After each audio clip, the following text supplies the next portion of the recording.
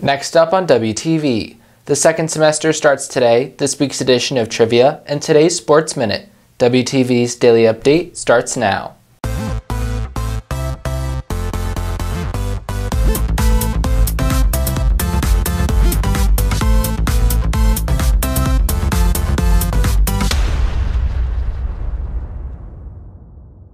Good morning, Red Hawk Nation. Today is Tuesday, January 8th, and I'm Mike Glover with today's Daily Update brought to you by Wingspan TV. Today marks the halfway point in the 2018-2019 school year with the start of the second semester. All students should check their email and hack for any classes that may have changed rooms for the second semester. Students taking semester classes also need to determine where their classes are. Schedules will not be printed for students. The front office would like to remind students that they may not wear an old ID badge, another student's ID badge, an expired temporary ID, or an empty lanyard. These are violations of the ID badge policy. Dress code and tardies will also continue to be enforced during the second semester. However, consequences for dress codes, ID badge violations, and tardies start over for the second semester. In related news, the semester presents a unique challenge for some on campus. Some students will go months without sitting in their AP class before taking the exam in May. WTV's Advik Dixit explains how students manage this scenario. Most AP classes on campus are fully queued, which allows teachers to help their students right up until the AP exam. But there are a couple of AP semester classes which take place in the fall semester, which means students will be done with subjects such as government and economics in December and take the AP exam in May. Gary Mumford, an AP macroeconomics teacher, tries to help students bridge this gap with a few different techniques. There is a 5-month gap between actually finishing first semester classes and taking the AP exam, so mostly it's in the hands of the students to actually study and be ready for it in that 5-month gap, but there are things we prepare for them, we help out with that. So what we do prepare for that is, I always suggest to buy a review book, that's the most important thing. But after that, we provide review sessions the 6 weeks leading up to the AP exam, and they can come in any day before or after school to actually get that also. I don't mind them coming in to ask questions, especially while they're working through the review guide. There's also going to be, for the first time in many years, a Super Saturday for economics students.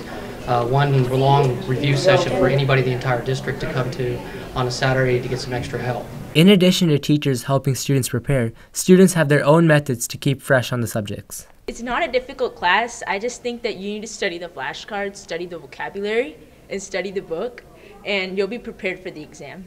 Reporting for WTV, I'm Advik Dixit. On this week's edition of Trivia, WTV's TJ Krolowitz tests students' knowledge on recent political history. Hello and welcome to Wingspan Trivia. I'm your host, TJ Krolowitz. Today we're going to be testing students' knowledge on recent political history. Who was the 44th President of the United States? Barack Obama.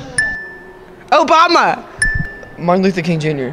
Oh, I don't know. Didn't he die a couple of days ago? Barack Obama.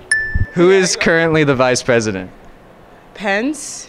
What's his first name? Mike. He's really, really mean. I don't know and I don't care, but my grandma knows who he is. So what's his name? I don't know, like I said. How much electoral votes do you need to win the presidency? I don't know. It's in the 200s. 250? 12, 22, 42. 3. Okay. 50. What show did Donald Trump host before he became president? Celebrity Apprentice. Oh, frick, I used to watch it when I was a kid. What is it with the Trump Tower and you have to do stuff with business and stuff? The Apprentice. Saturday Night Live. Isn't it Shark Tank or something? SNL. Reporting for WTV, this is TJ Krolowitz. WTV Sports brings you the latest from campus athletics over the break. Students are back at school for the first day in more than 2 weeks, but the girls' basketball team didn't get much of a break, and they're back at it this evening as they take on Lebanon Trail at the Nest starting at 6. The team enters tonight's District 9 5A game in second place, trailing Lone Star by 1 game.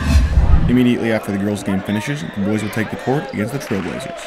Taking part in the Dallas ISD Holiday Invitational over the break, the team lost to Lone Star on Friday, leaving them in third place in District 9 5A with a 5-2 record.